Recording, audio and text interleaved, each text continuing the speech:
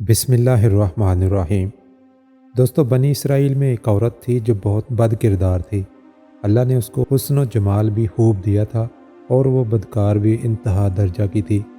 پوری بستی کے ساتھ اس کے تعلقات تھے۔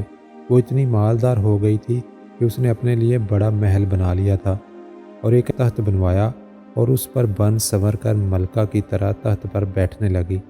اس کے ساتھ غلط تعلق رکھنے والے پورے شہر کے امراء تھے۔ اس کی زندگی ایسی ہی گزر رہی تھی۔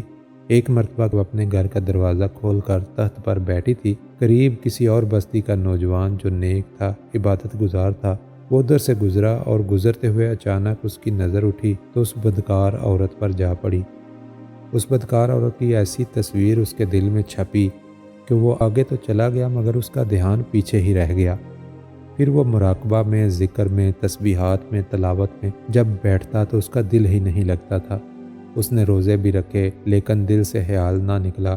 اس نے اپنے آپ کو تکلیف بھی پہنچائی، کئی دن اپنے آپ کو بھوکا پیاسا بھی رکھا مگر اس کے دل سے اس عورت کا خیال نہ نکلا۔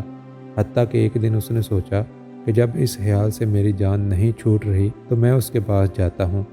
چنانچہ اس کے پاس جو تھوڑا بہت سامان تھا وہ اس نے بیچا اور اس نے اتنے پیسے تیار کیے جتنے سے وہ بدکار عورت اپنے پاس آنے کی اجازت دیتی تھی۔ وہ اس بدکار عورت کے پاس آیا اور اس کو پیسے دے کر اس کے پاس چارپائی پر بیٹھ گیا۔ بات چیت کرنے لگا۔ اچانک بات چیت کے دوران اس کے دل میں یہ خیال آیا کہ میں نے نیکوکاری کے اتنے سال گزارے ہیں، آج میرے اللہ نے مجھے اس بدکار عورت کے ساتھ بیٹھے ہوئے بھی دیکھ لیا ہے۔ بس یہ خیال دل میں آیا تو اللہ کا رعب دل پر غالب آ گیا۔ اس نوجوان نے کانپنا شروع کر دیا۔ عورت نے اس سے پوچھا، تم کانپ کیوں رہے ہو؟ تمہارا چہرہ پیلا کیوں ہو گیا ہے؟ اس نے کہا کہ بس میری طبیعت ٹھیک نہیں۔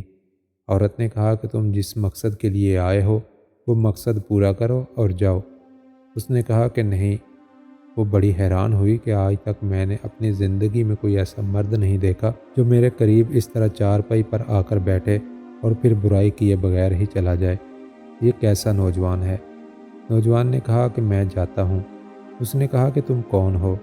نوجوان نے بتایا کہ میرا یہ نام ہے اور فلانی بستی کا ہوں۔ اب وہ چلا گیا تو اس عورت کو جو تھوڑی دیر اس کے ساتھ بیٹھی تھی اس کی برکت اس کو مل گئی۔ چنانچہ عورت کے دل میں خیال آیا کہ یہ کنوارا نوجوان اللہ تعالیٰ سے اتنا ڈرتا ہے جبکہ اس نے گناہ بھی نہیں کیا، اور میں تو سارا دن اور ساری رات گناہوں کا مرتکب ہوتی ہوں، تو میں خدا سے ڈرتی ہی نہیں۔ اس کے دل میں شرمندگی پیدا ہوئی، ندامت ہوئی اور وہ رونے لگی اور کہنے لگی کہ کروں تو کیا کروں؟ دل میں خیال آیا کہ اچھا چلتی ہوں، حضرت موسیٰ علیہ السلام سے پوچھتی ہوں کہ کیا میرے لیے بھی توبہ کی کوئی صورت ہے۔ وہ اپنے گھر سے نکل کھڑی ہوئی۔ اب اس کو بستی کا ایک ایک بندہ پہچانتا تھا۔ وہ ایسی ہی نامی گرامی تھی۔ وہ چلی اور جا کر حضرت موسیٰ کو جو دیکھا تو وہ اس وقت بنی اسرائیل کے لوگوں کو نصیحت فرما رہے تھے۔ اس نے کسی آدمی کے ذریعے حضرت موسیٰ علیہ السلام سے کہا کہ میں آپ سے ملنا چاہتی ہوں۔ اب جس آدمی کو پیغام بھیجا وہ تھوڑا بے وقوف تھا، اس کو ڈھنگ سے پیغام پہنچانا ہی نہیں آیا۔ اس خدا کے بندے نے سیدھا جا کر سب کے سامنے کہہ دیا کہ حضرت آپ سے فلاں عورت ملنے آئی ہے۔ حضرت موسیٰ علیہ السلام نے اس کا نام سنا تو آپ کو بہت غصہ آیا کہ لوگ کیا سوچیں گے کہ ایسی عورت ان سے ملنے آتی ہے، ان کا اس سے کیا تعلق ہے۔ حضرت موسیٰ علیہ السلام نے غصہ میں کہہ دیا کہ اس سے کہو یہاں سے چلی جائے، میں اس سے ملنا نہیں چاہتا۔ اس بیوقوف نے آ کر کہا کہ میں نے بات کہی تو حضرت موسیٰ بڑے ناراض ہوئے، وہ تو تم سے بڑے خفا ہیں۔ وہ ڈر گئی۔ اس نے کہا کہ میری بدکاریاں ایسی ہیں کہ اللہ مجھ سے پہلے ناراض تھا اور اب اللہ کا نبی بھی مجھ سے بات کرنا نہیں چاہتا۔ میرے لیے تو اب اس دنیا میں کوئی ٹھکانہ ہی نہیں۔ بڑے اداس اور بوجھل قدموں کے ساتھ وہ وہاں سے واپس چلی آئی۔ اسے سمجھ نہیں آ رہی تھی کہ وہ کیا کرے۔ اب وہ حیران تھی کہ اللہ کے نبی نے بھی میرے ساتھ بات کرنا گوارا نہ کیا، میں اتنی ہی گری ہوئی چیز ہوں، وہ بات کرنا بھی نہیں چاہتے۔ چنانچہ وہ گھر آئی اور اس نے گھر کی کنڈی لگائی۔ اس نے اپنے کسی بڑے سے سنا تھا کہ جب بندہ اپنے رب کو منانا چاہے تو اس کو چاہیے کہ وہ اس کے سامنے سجدہ کرے۔ چنانچہ اسے اور کوئی طریقہ نہیں آتا تھا۔ گھر کی کنڈی لگا کر ایک جگہ اس نے اللہ کے سامنے سجدہ کیا، پھر کہا میں تیرے سامنے جھک رہی ہوں، اے خدا میرا اور کوئی نہیں ہے اللہ تیرے سوا، اس پوری دنیا میں اور کوئی نجات کا راستہ نظر نہیں آتا۔ پھر اللہ کی شان دیکھیے، اس نے رات گزاری۔ اگلے دن اس کے دل میں خیال آیا کہ میں عورت ذات ہوں، اکیلی مکان میں رہتی ہوں، ایک میری خادمہ ہے۔ اگر میں نیت کر بھی لوں کہ اب برائی نہیں کروں گی تو جتنے لوگوں نے میرے ساتھ بدکاریاں کی ہیں وہ تو مجھے نہیں رہنے دیں گے یہاں، تو بہتر یہ ہے کہ میں اس جگہ کو چھوڑ کر چلی جاؤں۔ تبھی اس نے فیصلہ کر لیا کہ میں یہاں سے چلی جاتی ہوں۔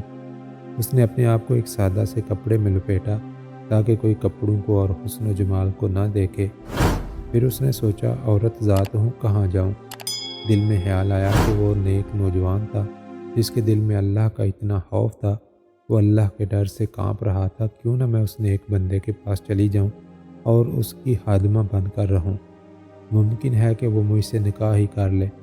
یہ سوچ کر وہ اس بستی کی طرف چل پڑی۔ چنانچہ ڈھونڈتے ہوئے یہ اس بستی میں اس کے گھر پہنچی اور گھر والوں سے کہا کہ میں فلاں بندے سے ملنے آئی ہوں۔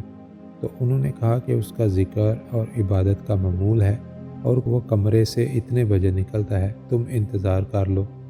چنانچہ اس نے کہا بہت اچھا۔ وہ انتظار میں بیٹھ گئی۔ جب انتظار کرنے بیٹھی تو اچانک اس نوجوان نے دروازہ کھولا۔ اس کی نظر اس عورت پر پڑی تو وہ سامنے بیٹھی ہوئی تھی۔ جب نوجوان نے عورت کا چہرہ دیکھا تو اس نوجوان کے دل پر خوف طاری ہو گیا کہ کہیں یہ میرا ایمان خراب کرنے تو یہاں نہیں آ گئی۔ میں نے تو اتنی مشکل سے اس کا تصور ذہن سے نکالا تھا۔ تو نوجوان پر اتنا خوف طاری ہوا کہ وہ وہیں گرا اور اس کی جان ہی چلی گئی۔ اب اس کی وفات پر گھر والے بھی رنجیدہ تھے اور اس عورت کو بھی بڑا غم تھا۔ 3 دن کے بعد اس عورت نے اس کے گھر والوں کو بتایا کہ میں تو اس نیت سے آئی تھی۔ تو انہوں نے کہا کہ اب تو وہ اس دنیا سے چلا گیا، اس کا ایک بھائی ہے، اگر تم مناسب سمجھو تو ہم اس سے پوچھ لیتے ہیں، اگر وہ تمہارے ساتھ نکاح کر لے تو تم اس کے ساتھ نکاح کر لو۔ اس نے کہا کہ ٹھیک ہے۔ جب بھائی سے پتہ کیا تو اس نے کہا اگر وہ توبہ کر چکی ہے تو میں اس کو اپنے نکاح میں قبول کروں گا۔ چنانچہ اس عورت کا اس کے بھائی کے ساتھ نکاح ہو گیا اور اس عورت کو اللہ تعالیٰ نے 7 بیٹے عطا فرمائے اور وہ 7 بیٹے ہی بنی اسرائیل کے اولیاء بنے۔ ایسی بدکار عورت بھی اگر توبہ کرتی ہے تو اللہ تعالیٰ اسے 7 ولیوں کی ماں بنا دیتے ہیں۔ وہ مولا کتنا کریم ہے۔